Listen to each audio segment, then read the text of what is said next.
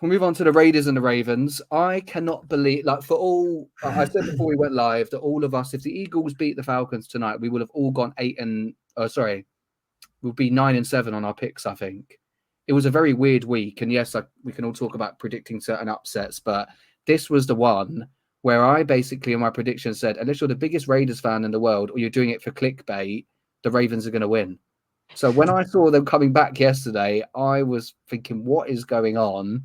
I don't think the box score looks bad for guys like Derrick Henry and Mark Andrews, but for me watching it, Derrick Henry wasn't great. Mark Andrews didn't do anything until the end of the first half. Fred, what is going on really in Baltimore? Because I feel like I don't want to play devil's advocate entirely, but they're 0-2 for the first time since 2015. What do they need to do to get things right? Because they got Cowboys, Bills, and Bengals in the next 3 games.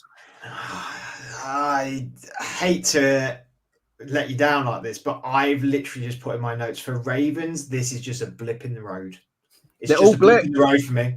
It's week 2. Everything's a blip. It's week 2. No, but I think 0-2. They played the Chiefs. The Raiders have famously won a few weird early games. They beat the Chiefs in like week 3 or week 4. And it's Minshew Mania, baby. And Minshew Mania, yeah.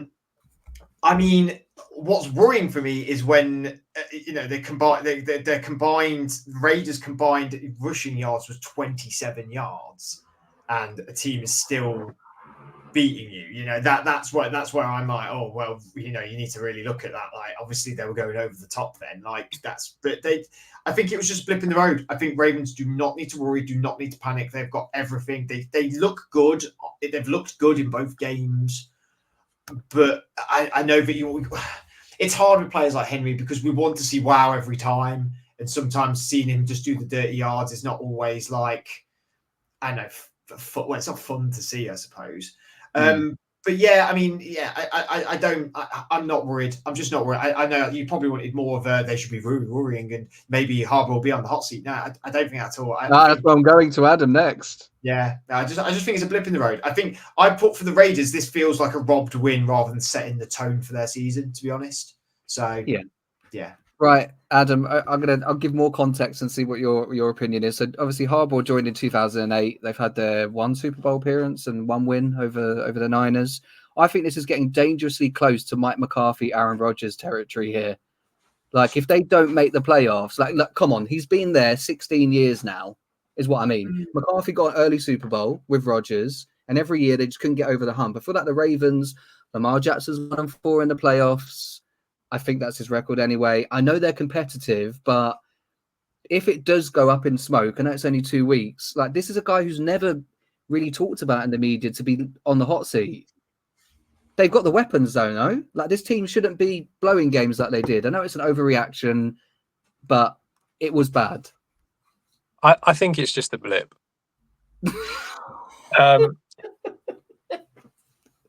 You can dangle that fishing rod with that bait on as much as you like. You ain't catching these fish today, buddy. We're going to be swimming upstream and happy as Larry. No one wants to be cropped when the Ravens lift the Lombardi.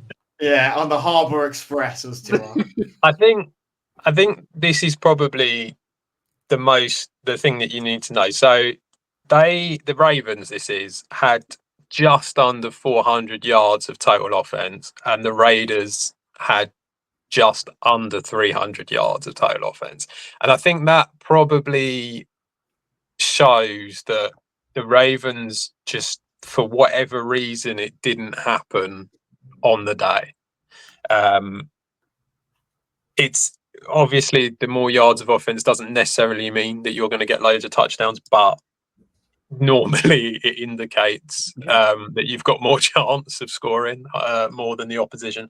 So I think that what it is it's a bit of a freak result, and the fact that it came as was it a field goal win at the end? Was that pretty much? Yeah, that was kind of like how it finished. I just kind of feel like that probably means that, it's just a bit of a freak. I know he's been there a long time. I don't see it as an issue with him being there. I think he'll just carry on. They'll sort the problems out.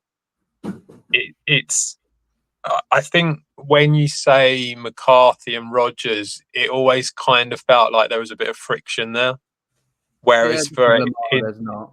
in this case, there's not, and it feels like this is okay. I just think they'll sort it out. I mean they played the Chiefs away in a really difficult game on the first night And of the almost took it to season. overtime, other than a size. Yeah, and we're unlucky not to get the win there.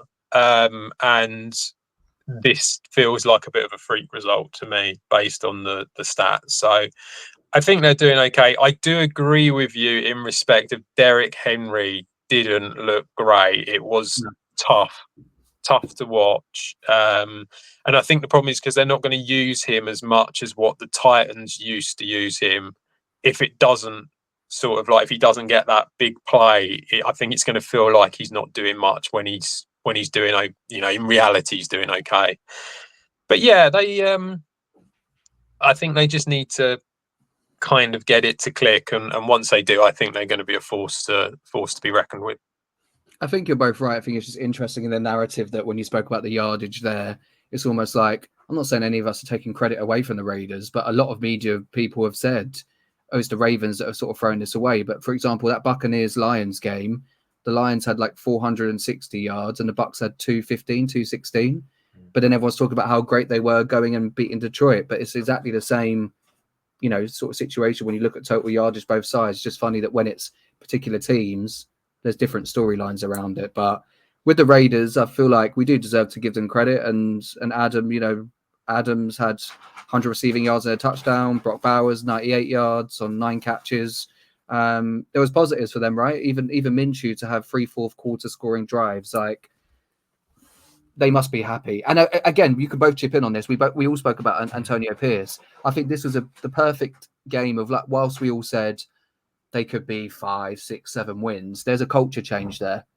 We saw Max Crosby on the side, like Fred, I know you'll be keen to talk about this. Max Crosby grabbing Minshew and like getting behind him when there was that turnover and almost being like, don't worry about it, we've got your back.